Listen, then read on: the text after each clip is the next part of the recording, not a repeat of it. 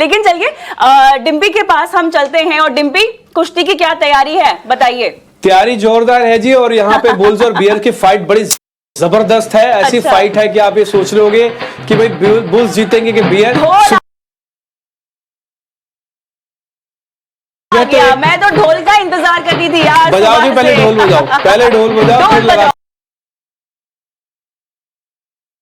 अखाड़े के अंदर दाव और करते हैं फिर इसकी शुरुआत। लगाइएगा ढोल नगाड़ों के साथ। हालांकि बाजार अगर हरे निशान में आ जाए तो फिर ये तो खैर चौका ही लग जाएगा, बिल्कुल जबरदस्त वाला। लेकिन हाँ, ट्रेडिंग अखाड़े के अंदर बहुत सारे पहलवान इस समय मेरे साथ जुड़ चुके हैं, और आप देख रहे हो खचाखच हमारा अखाड़ा पहलवानों के साथ भरा हुआ है। सुबह से बाय सेल की कॉल्स लग रही हैं, और कईयों के तो दाव भी बड़े हिट हुए हैं और अच्छे रिटर्न भी मिले हैं। तो एक काम करते हैं, फिर से करते हैं शुरुआत। ट्रैवलिंग टूरिज्म ट्रैवलिंग से इंडिगो का ओवरऑल स्ट्रक्चर काफ़ी पॉजिटिव है, तो यहाँ से बाय करने की सलाह है। 4245 का स्टॉप लॉस रखना है 4490 के टारगेट के साथ। ठीक है, तो इंडिगो एक उड़ान भरने के लिए तैयार हो रहा है, और आप इस शेयर पे भी ध्यान रख सकते हैं। जबरदस्त चलने की हो रही है तैयारी। और न्यू करे हरियाणा में कि ये धुआं उड़ा देगा भाई, जब नहीं उड़ेगा ना ये धुआं उड़ा देगा सबका। तो इंडिगो पे रखना है ध्यान आपको। जबरदस्त एक ट्रेड आपको यहाँ पे मिली है। कुणाल भाई बिल्कुल साथ में खड़े हैं। कुणाल जी, आई थिंक ओवरऑल हम कंजम्पशन पे यहाँ पे फोकस करेंगे, क्योंकि वहाँ पे पॉजिटिव है। ऑलरेडी टेक्निकल स्ट्रक्चर बजट के पहले भी काफ़ी स्ट्रॉन्ग था स्टॉक का, और स्टॉक का नाम है मारिको।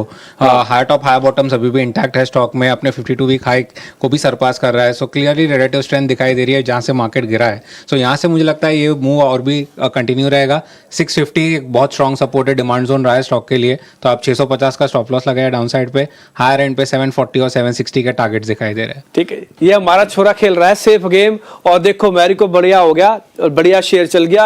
और उन्होंने सेफ्टी की बात कर रहा हूं ना आपसे, वो इसलिए कह रहा हूं क्योंकि डिफेंसिव स्टॉक्स है, बढ़िया प्ले कर रहा है, मार्केट के अंदर रिएक्ट दे रहा है। ये जो 12 लाख वाली खबर आई है ये मैरिको को चमका रही है, आईटीसी को भी चमकाएगी, एचयूएल को भी चमकाएगी, ऑटो को भी चमकाएगी।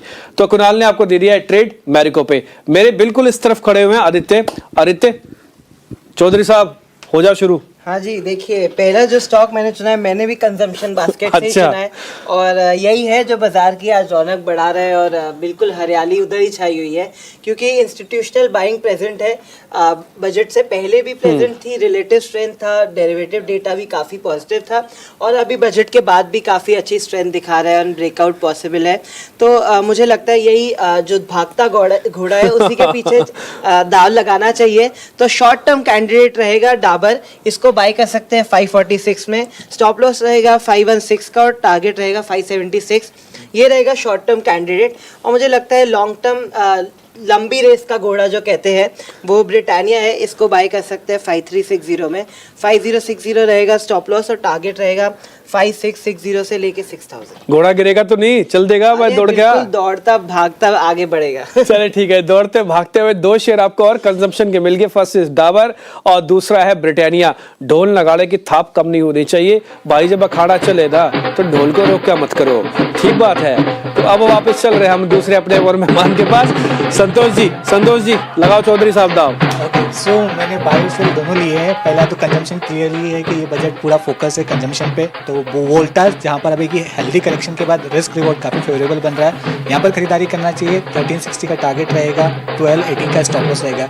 अब हम देख रहे हैं कि कैपिटल गुड्स और इंफ्रास्ट्रक्चर के लिए निराशा हाथ लगी है, तो सेल साइड रहेगा मेरा सीमेंस, यहाँ पर 5800 रुपीज़ का स्टॉप लॉस रहेगा, नीचे 5600 का टारगेट रहेगा। ठीक है, नहीं वोल्टास पहले किसी और का भी था, किसी और ने ट्रेड दिया था वोल्टास, आपने, आपके देखो बाजू में खड़े हैं, पहले वोल्टास दिया या अदला बदली हुई है ट्रेड की अदला बदली तो नहीं है, दोनों अलग अलग है, दोनों ने साथ में मिलकर निकाला दोनों का साथ में है। तो वोल्टास का भी 100 आगे देखिए, वोल्टास बकायदा एक डिप लगाने के बाद जोरदार मोमेंटम के साथ ऊपर आया। नीलेश भाई भी अपना लगाएंगे दाव, फिर बाद में चलेंगे कुणाल जी के पास। नीलेश भाई।